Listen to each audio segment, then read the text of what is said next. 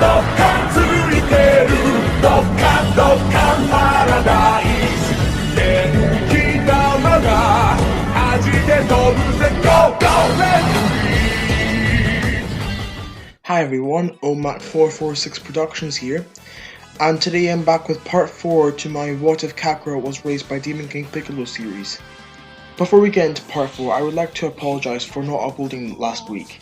This is because my Wi-Fi was very poor over the weekend, but I can assure you, my upload schedule is back to normal. For those who don't know yet, I am aiming to upload on weekends only. This is so that I have time to do my schoolwork during the lockdown and make content for YouTube. I'm just trying to balance things out as best as I can. If you have enjoyed this series so far, let me know that you do by hitting the like button and subscribing to the channel. If you do choose to subscribe, tap the bell beside the sub button and then you'll be told when I upload. Now, without any further delay, let's begin. So in the very dark part 3, we left up with Kakarot slaughtering Piccolo and Kami with 0 difficulty. And then moving on to reduce the Earth's population from 7 billion to 1, the one remaining being Kakarot. After Kakarot wiped out all life on Earth, he then lived alone in the jungle for 10 years until the arrival of Raditz. Nothing much happened on Earth for these 10 years except for Kakarot's mental health gradually worsening. As the years went on, all Kakarot knew was destruction. It entertained him as if it were a game. If an animal such as a deer were to walk past him, he would kill it, skin it, and cook it and devour the animal. He had absolutely no mercy to anything. But once a year, Kakarot would go into the hyperbolic time chamber for 1 day/1 year. In the time chamber, he would spend the entire time either working out under the extreme gravity pressure. The only times he stopped were to eat and sleep. 10 years passed and Kakarot has begun to look a lot like Broly did in Dragon Ball Super Broly. Kakarot noticed Raditz's pod shooting down towards the planet, and when it hit the planet, Kakarot flew over towards the pod. Now, I'm not saying that Kakarot knew it was the pod, I'm just saying it was the pod to make it easier to, tell a story. Right, anyway. And yes, Kakarot can fly at this point because Piccolo would have either taught him how to do so, or he would have automatically picked it up along the way like he picked up the Kamehameha wave in early Dragon Ball after seeing Roshi using it once. When Raditz got out of his pod, he began to scan for power levels. His scouter began to go crazy as a power level of 3000 came shooting towards him. Raditz looked on his right side and he was met with a huge knee to the face. It was Kakarot, and as he thought Kakarot thought that Raditz was an intruder, he got into a fighting position. "Brother, I mean you no harm," Raditz said. "Are you him?" Kakarot yelled. Who do you mean, Kakarot?" said Raditz. "Are you my brother Raditz? Grandpa Piccolo told me I have a brother. Are you him?" "Yes, I am he, brother, but who is this Piccolo dude?" "Piccolo took care of me all my life, until he got too weak, so I killed him." "And why did you kill your friend, Kakarot?" "That old bastard got lazy, and he began to go weak." Kakarot began to laugh loudly and continuously for 10 minutes non-stop. "Jeez, he's completely insane. There's no way he can be in our squad. If he's too strong, it could be the end for all of us," Raditz thought to himself. "Kakarot, do you know where your space pod is? We need to get off this planet." When Raditz mentioned leaving the planet to Kakarot, he went completely insane, aka Broly. Kakarot began to charge up to his maximum strength and zoomed towards Raditz, screaming no over and over again.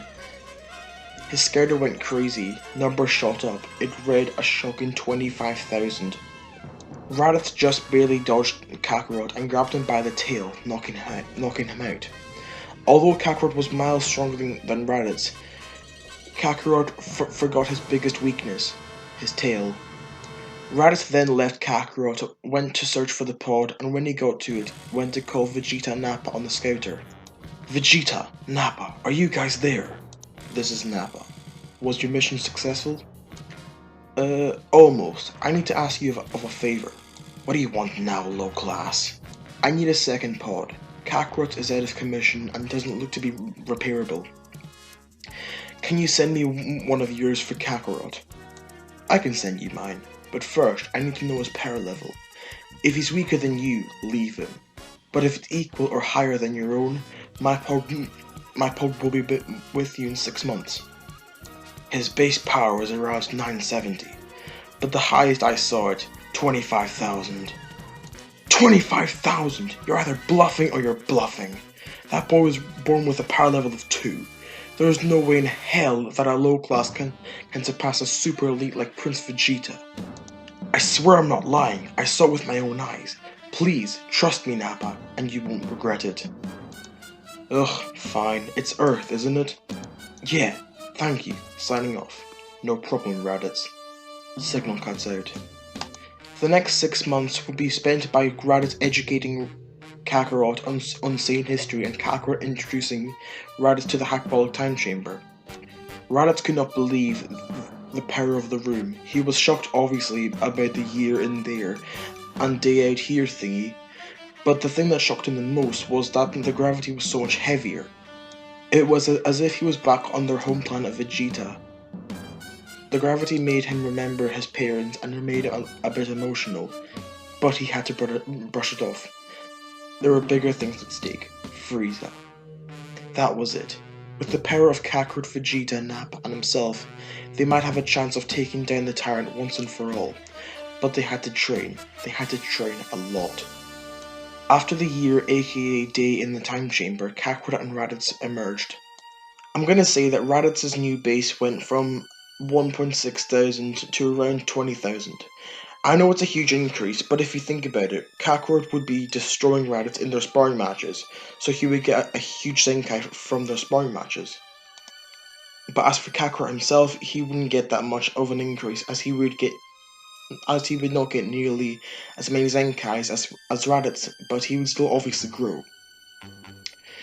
Kakarot would go from his 5,000 base to around 25,000. Tell me in the comments below what you think about these power levels and if I should change them in any way. Please be honest. And remember, this has only been their first time going in the time chamber. The brothers would go in the time chamber one more time before the arrival of the pod. The training would be more intense this time around due to the brothers being closer in power level, so that would be more increase. Due to the more intense training this time around, I'm gonna just double the two Saiyans power levels.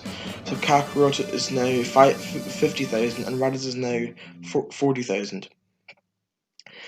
If the Saiyans were to use their Uzaru forms, of which will be involved in this series, Raditz would be 400,000 and Kakarot being 500,000, both pretty close to Frieza in his first form.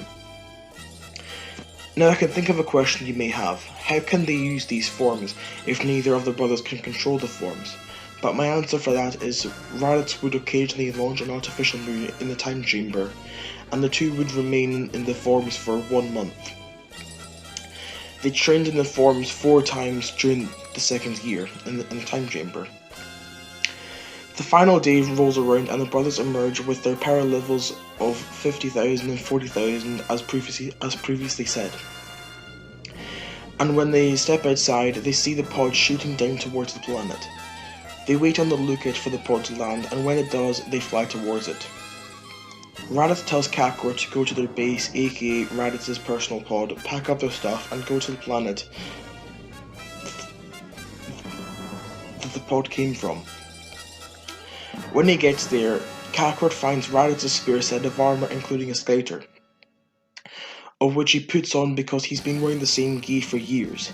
He then gets into the pod, and because he doesn't know how to pilot the pod, begins mashing in random numbers and coordinates. Without noticing, he pushes the button that says takeoff in big red writing. The pod zooms up into the sky and almost instantly disappears. Kakarot, thinking he's going to the right planet, tries to sleep. But he does not know that the planet he's going to is Namek, home of the Dragon Balls. Back on Earth, Raditz gets into Nappa's pod and sets the route for the rice planet. He then calls Nappa on the skater. Nappa, pod received, and I'm currently in the pod headed to base. Kakarot is in my pod and as far as I'm aware is on the same journey. We should be with you in about 6 months. What the hell do you mean as far as I'm aware? Are you not sure or something? I swear, if you two manage to mess this up, don't bother coming back. We're better off without you low-class bums. I'll make you eat those words, Baldy. Excuse me? Nothing. See you both in 6 months, said Raditz before the signal cut off. What will happen to Kakarot when he gets to Namek? What will Raditz do when he finds out Kakarot went to Namek? Find out in part 5 of What If Kakarot Was Raised by Piccolo. Thank you all so much for watching. I really wanted to go further into the story in this part, but this video has already gone on long enough. From now on, I'm going to make these videos around this length because my previous ones were embarrassingly short. Like, I think part 3 is like something like 5 minutes. That's just stupid and pointless in my opinion. If you enjoyed this video, please let me know by leaving a like, as this video took a very long time to make, as you can see by the added in music, crap ton of photoshopping, and just all over miles better than the other ones. That's all from me for today. Bye for now. Thanks, guys. Right, so a slight retcon to this part. Kakarot doesn't go to Namek because I'm going to try and make it so that Kakarot doesn't die. So instead, he goes to Yardrat because I just think that makes more sense with the current forced spirit fission thing. So yeah, it just makes it far more interesting. If you like this video, please like, subscribe, and share, and tap the bell. And tell me what you think down below about these remakes. If you enjoy them, if I should keep going with them. Yeah, that's all from me for today. Thanks for watching. Bye for now. Cheers.